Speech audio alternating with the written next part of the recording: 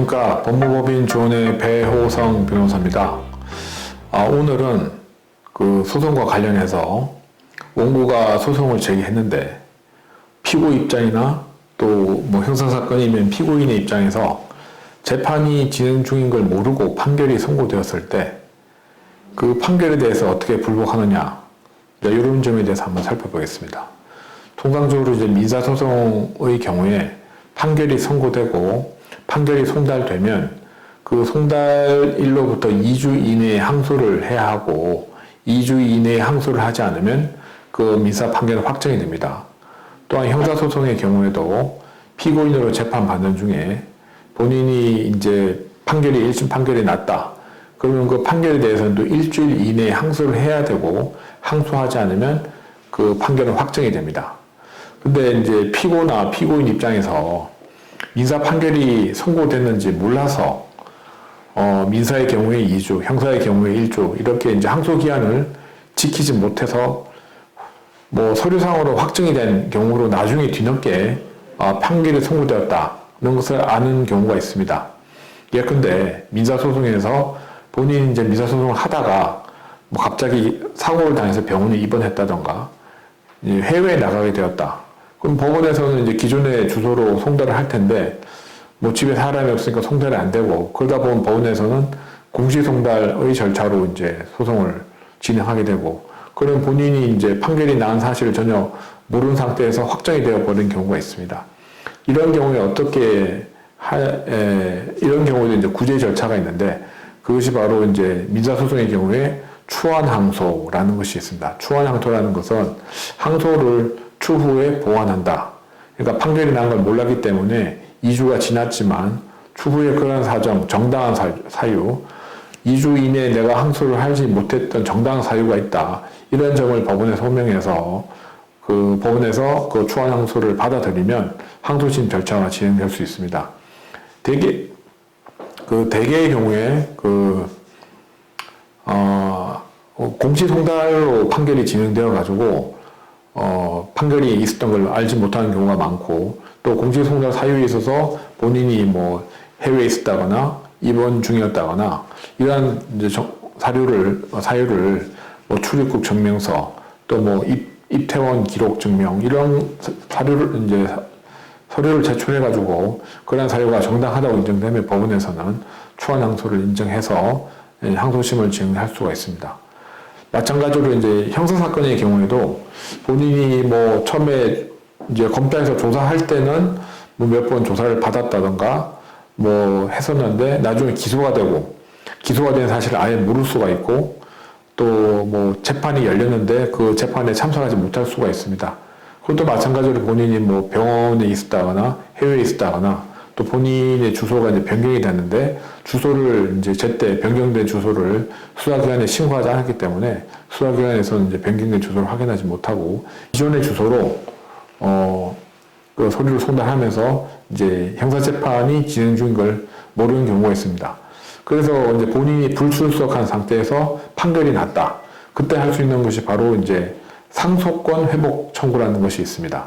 그러니까 본인이 그 원래 1심 형사 판결은 일주일에 항소를 해야 되지만 항소심 판결, 1심 판결 선고 자체를 몰랐기 때문에 그 일주일 기한을 지키지 못했다. 그러니까 그 상소권을 회복해 달라 이렇게 신청을 해서 법원에서 그러한 사유가 정당하다고 인정되면 상소권 회복 결정을 하게 되고 그러면 그에 대해서 이제 일주일 내에 그 항소를 하면 또 2심 절차가 진행이 됩니다.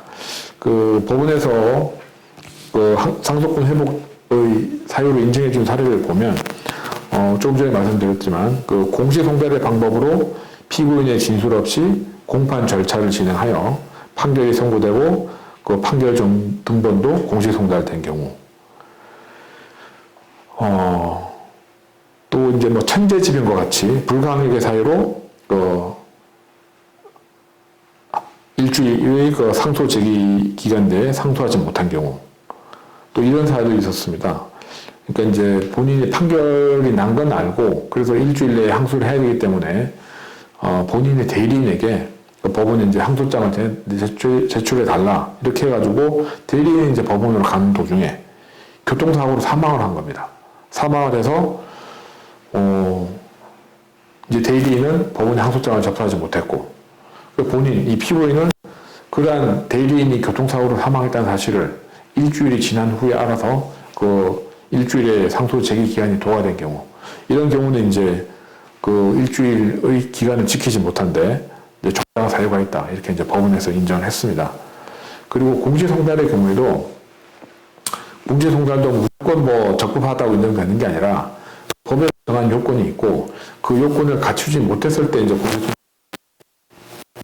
못한 상태에서 공시송달이 이루어졌다면 그 공시송달 자체가 위법하기 때문에 이러한 경우에도 이제 그 상속권 회복을 인정해 주는데, 예컨대 이제 공시송달 하기 전에 원래 이제 알고 있는 주소로 뭐 송달이 됐다가 안 됐으면 다시 뭐 피고인이 알고 있는 전화번호라도 해서 전화를 해서 송달받을 장소를 확인해보고, 이렇게 해도 안 되면 이제 뭐 공시송달을 해야 되는데 그러한 절차도 거치지 않고 바로 공시송달을 했다. 이렇게 공시송달하면 이건 위법한 공시송달이기 때문에 이러한 공시송달에 터잡아서 뭐 피고인 없이 재판이 진행되고 판결이 선고되었다, 또 송달이 되었다, 그런 경우 이제 상속권 회복을 인정해 줍니다. 그리고 이제 그와 유사한 사례로 정식 그 약식명령 청구라는 게 있지 않습니까? 그것은 이제 검찰 조사 후에 뭐 공판을 거쳐가지고 재판을까지 가지는 않고 검사의 판단으로 그냥 간단하게 벌금만을 약식으로 구하고 법원에서도 그에 대해서 약식 명령을 발하면 그걸로 이제 재판의 어떤 처벌을 하는 그런 약식명령 제도가 있는데, 약식명령도 피고인들이 이제 송달받지 못한 경우가 많이 있습니다. 뭐 처음에 조사받을 때 이제 본인의 주소가 있었는데 그 후에 이사를 갔다든지, 아니면 그 약식명령이 나오는 날 하필 피고인이 집에 없었다던가 뭐 외국에 있었다거나 병원에 있었다 해서 약식명령이 송달이 안 되니까 법원에서는 바로 그냥 공시송달로 약식명령을 진행해 버리면 나중에 몇 년이 지나서 비로소 우연한 기회에 그 시점에 약식명령이 있었다는 걸 알게 됩니다.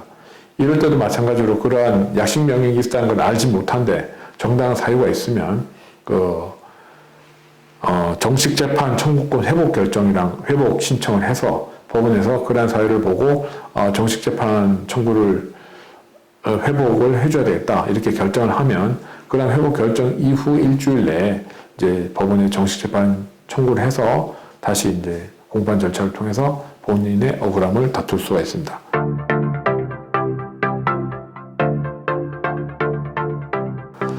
네, 오늘은 이와 같이 그 피고나 피고인 입장에서 법원에서 판결이 선고되었는데 그것을 알지 못한 경우에 어떻게 할 것인가, 그런 유형에 대해서 몇 가지 살펴보았습니다.